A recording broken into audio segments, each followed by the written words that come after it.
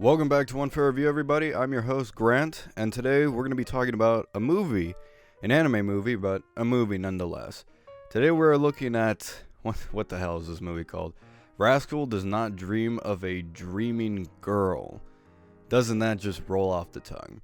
Now, for those of you who don't remember, or maybe who aren't subscribed, I reviewed Rascal Does Not Dream of a Bunny Girl Senpai way back in the day. This was like fall of 2018. It was a long time ago. And I discussed what I liked about the show. And for those of you who are wondering, I did like the show quite a bit. Thought it was great. So I was very much looking forward to the movie, which since the show ended on a cliffhanger, obviously there was a movie that was announced, so I was going to conclude the story. So I had been eagerly awaiting this movie for a long time, months. Can't say I was really that excited, but when it came out, I did make sure to get tickets for it. Nonetheless, I'm here to give my thoughts on the movie. It's not going to be an in-depth review. There might be some light spoilers, but for the most part, I'm going to steer clear of all major spoilers in the movie. The only thing that will be spoiled is who's in the movie, really, and that's pretty much it. Okay, so the movie takes place quite literally right after where we left off in the show. You have Mai and Sakta, who are still dating. Have all the other characters that we run into just kind of hanging around. But there's a development. Shoko appears, which, for those of you who remember the series, Shoko was his first love, Sakta's first love, who helped him out when he was a young lad. And he's been in love with her ever since until he found her as a little kid back in the series and was very confused and promised that he'd let her adopt the cat and she could come over whenever she wanted. But then at the end of the series, he meets her older version, which was the older version that he knew back in the past. Does this make sense to you? Okay, just let's move on. The movie takes place during December. This is when Shoko reappears as in adult form and has come to live with Sakta. And Mai, of course, disapproves of this. I mean, why wouldn't a girlfriend disapprove of some random girl insisting that I will live with your boyfriend because I love him? That is quite literally what happens in the movie. Again, light spoilers, but it happens right in the beginning, so it's not a spoiler. Anyways, the plot pretty much unfolds to find out about the puberty syndrome, which is in connection with Shoko. That is the entire plot of the movie, essentially. It might as well just be another episode series continuing the show, but it is a movie. So, yeah, it's focused on Shoko, and Shoko is pretty much the main star of the movie. Alright, so I went to go watch this in theaters, like I said.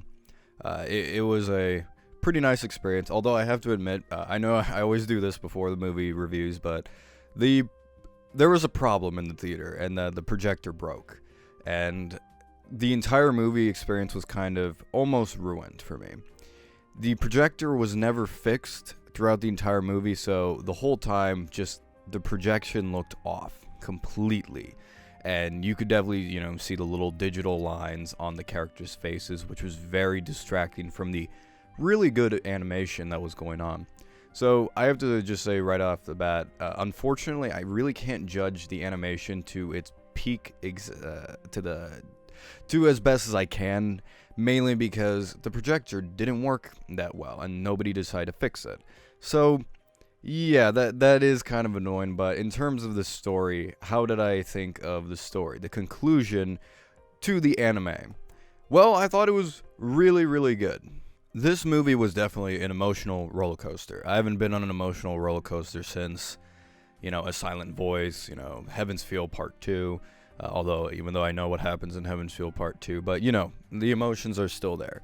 Here was another emotional roller coaster. It was pretty crazy. At first, it starts off like another episode from the series, and I was kind of like, okay, it's just another episode, essentially, just a really long episode. But then once the plot gets into motion, that's when the emotional roller coaster starts going, and it gets pretty darn depressing, it gets pretty sad, it gets very emotional.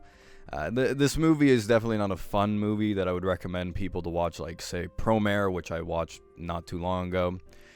This is definitely, like, something you go to if you really liked the heartwarming stories of Rascal Does Not Dream of a Bunny Girl Senpai. This is the end of that series. And I would definitely not recommend going into this movie without seeing the show. I mean, if you do, it's really stupid and you'd be so confused. But whatever. By the way, the actress is Minasa Inori as Makihara Shoko, who's been in many other anime. She's the star of this movie in particular, but she's been in many other anime. She's a fantastic voice actress. She played Hestia in the very popular show, one of my favorites, Is It Wrong to Try to Pick Up Girls in a Dungeon? She was also Reigns in the Lord El Malloy series, which just finished airing, and I will get to reviewing it, I promise.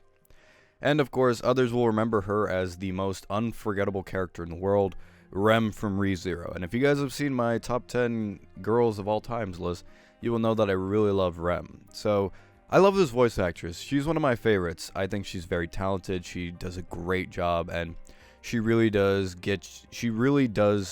do a great job of portraying emotional moments.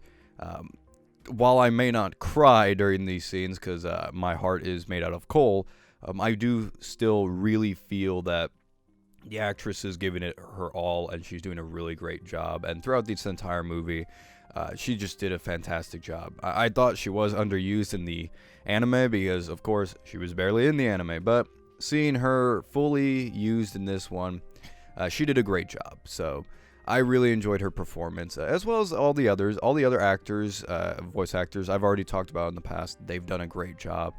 But this was really, her role. This was her star moment. She did a great job. As far as the story goes, it has some interesting developments, like I said. It's got some interesting twists. With the puberty syndrome, of course, that also makes its return. Now, I'm not going to spoil what it is essentially, but it is involved with Shoko's puberty syndrome. And it's very interesting. I really did not know where they were going with it in the anime. I really was like, well, what are they going to do here?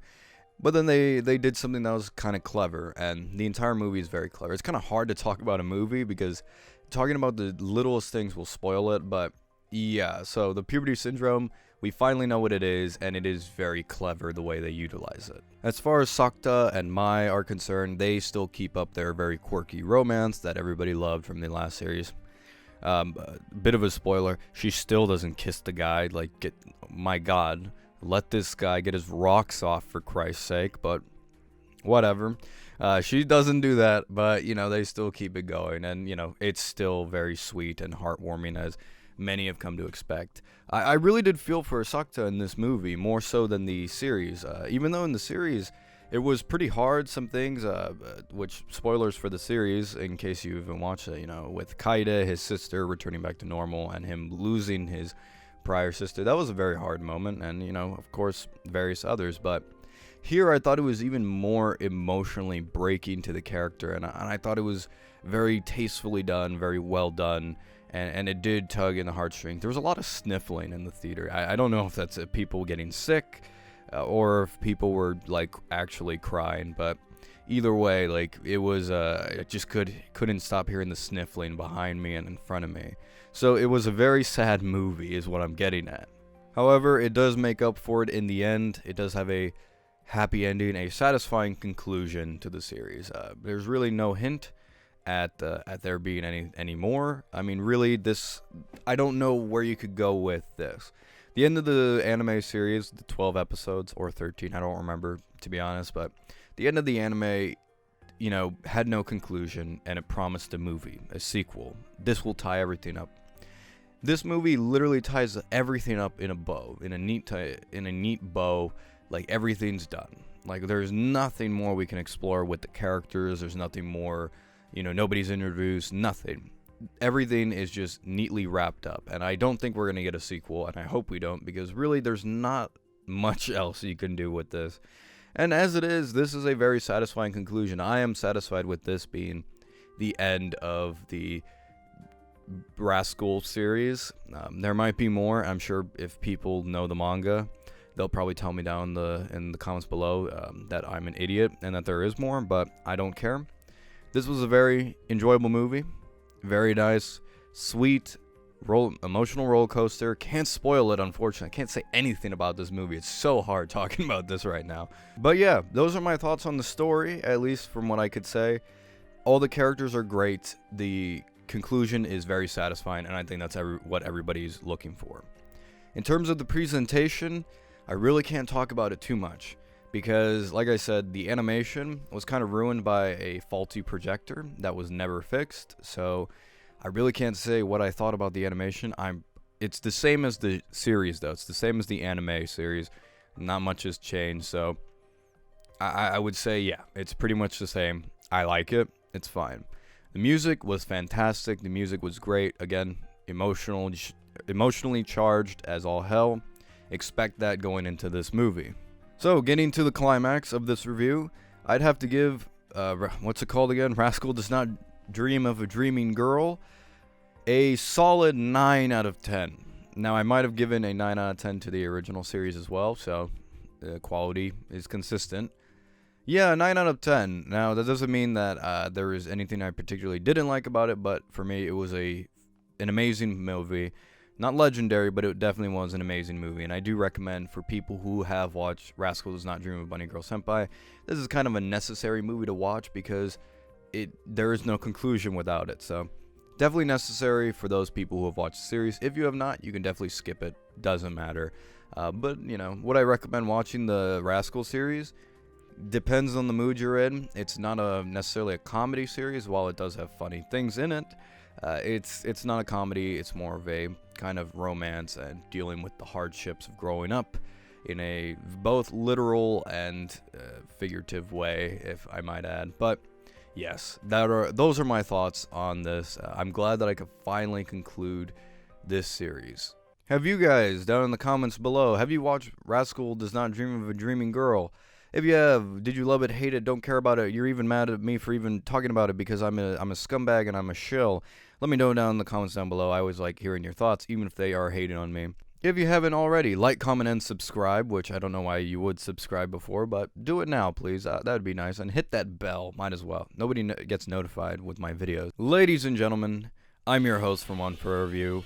My name's Grant, and as always, have a nice day, and I'll see you next time.